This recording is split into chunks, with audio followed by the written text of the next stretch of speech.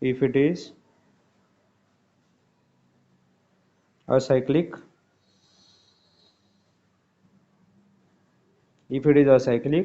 then it is conflict serializable,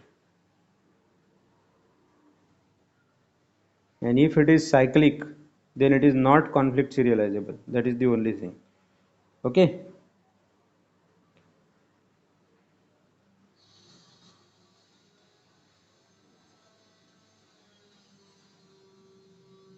Then we'll see some example. In the example, you will have a very clear idea what I am trying to tell you. In your exam, they are asking this kind of question: check whether the schedule is conflict serializable or not. Sometimes for 10 marks, sometimes for, yeah, majority of the time they are asking for 10 marks only. So he is saying what? Check whether the following schedule, check whether the following schedule is conflict serializable or not. So this is the schedule he has given. There are 3 transactions are there. So we'll check one by one. Okay. So when we are going to add the age, if there is a read write, write read, or write write issue. Are you understanding? When I am going to add, if I am having this between two transactions Ti and Tj, when I am going to add the uh, age, if I am having either read a, write a, or if I am having write a followed by read a, or if I am having write a followed by write a, if this scenario occurs, then and then only there will be a graph, there will be a cycle, there will be an age from Ti to Tj. Okay. So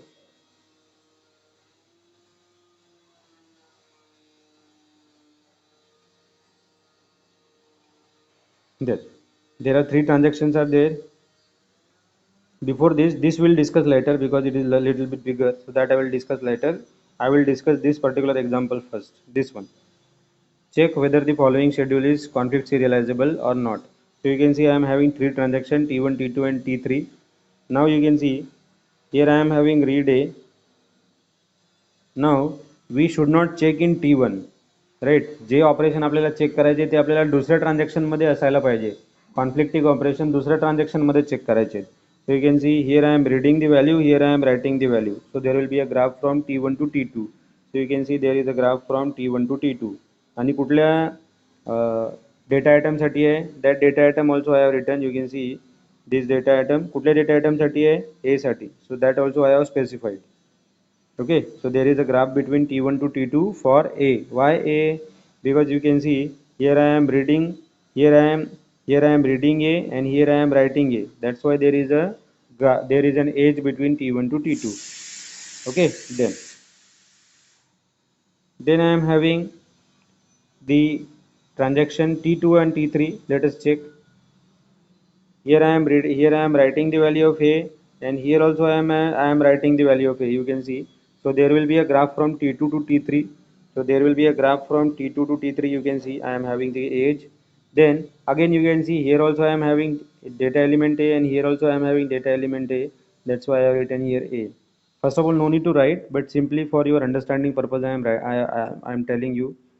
Yeah, even though there is no requirement of that of writing, because whenever there will be an age, if you are giving the age, it already indicates that there is either read write, either write read, or either write write between two transactions with the same data element. So no need to give this a, no need to provide the data element, but for your understanding I am writing.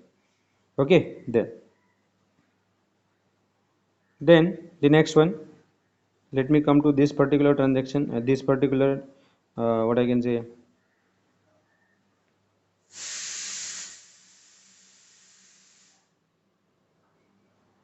this particular the another transaction, the another operation is, you can see here in T1 I am having WA, means I am writing the value of A, and here also I am writing the value of A, right.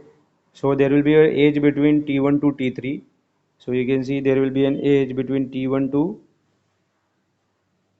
between T2 to T3. Already I have given between T1 to T3. So there will be an age between T1 to T3. Where is T1? This is T1 to T3. Again, one more scenario I forgot to tell you. See,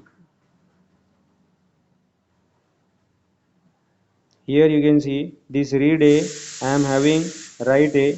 So there will be an age between T1 to T2 directly. You can see there will be an age between T1 to T2, not this, T1 to T2, this age, right? Then you can see here also I am writing, and here also I am writing. You can see in T3 also. That's why there will be an age between T1 to T3 also. So there will be an age between T1 to T3 also, right? Then we'll come here. You can see I am in T2, and here also I am writing. So there will be an age between T2 to T3. So there will be an age between T2 to T3, right? With this direction, there will be an age between T1 to T3. There will be an age between T1 to T3. And lastly, you can see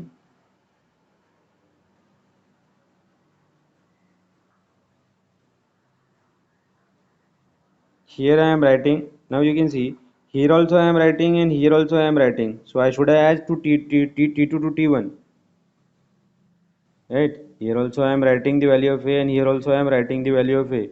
So should I add T2 to T1? Yes, we need to add that. So you can see there will be an age between T2 to T1, right? Then later on T1 to T3, you can see this particular operation. Sorry, sorry for the inconvenience. Yes, if I am writing here, there is a conflict between this and this, and one more conflict is there, this with this. So that we have already given. And then you can see here also I am having conflict, that we have already indicated, and between T1 to T3 also I am having conflict. So this and this already we have indicated. So this particular graph, you can see, is there any cycle? Is there any cycle? Is there any cycle? Yes, there is a cycle. How? You can see. So let me wipe out this. You can see this is not the cycle. If I am writing, this is not the cycle. But where is the cycle? You can see here I am having the cycle. I am coming from T1 to T2, and I am going back to T2 T1. So that's why there is a cycle. So if there is a cycle, the schedule is not conflict serializable. If there is a cycle, the schedule is not conflict serializable. Okay, one more example we shall see. Now we'll talk about this particular example. I am having T1, T2, T3. Here I am reading the value of A. Here I am reading the value of A. Is there any write on A? Yes, you can see here I am having write on A. Right? So first let's check for T2. Is there any write operation on A? This is there, but this particular transaction is there. First of all, there is no data item with A.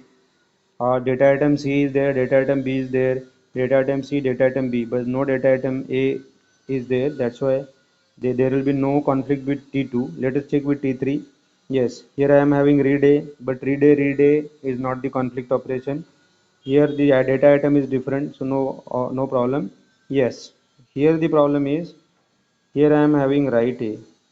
So if I am having write A, there will be an age between T1 to T3. So you can see there is an age between T1 to T3, right? Then so this operation is over. Now I will come to second operation. Second operation is this. Second operation is what? Second operation is this. Read on C. Read the data item C. So let us check with T1. Is there any data item with C? Yes, this is the data item. But there are read operation, and for read there is no conflict will be there. Then we'll see in T3 now. Is there any Is there any data item with C? No, there is no data item with C. So there is no conflict for RC, read C. Now I will come back here. You can see I am reading the value of C. Is there any write on C? Is there any write on C? Will let us check in T2. Is there any write on C? Yes, there is a data item with C, and this operation is also write operation, right? So that's why you can see there is a write operation. So there will be an edge between T1 to T2 also. So you can see there is an edge between T1 to T2 also. Okay, then we'll go one by one. Here I am having read A. Here I am having read A. Is there any write on A? Here there is no write on A. Here also there is no write on A. There is a write, but there is a write operation, but that write operation is on C and B. So that's why there will be no conflict. Now let us check another one.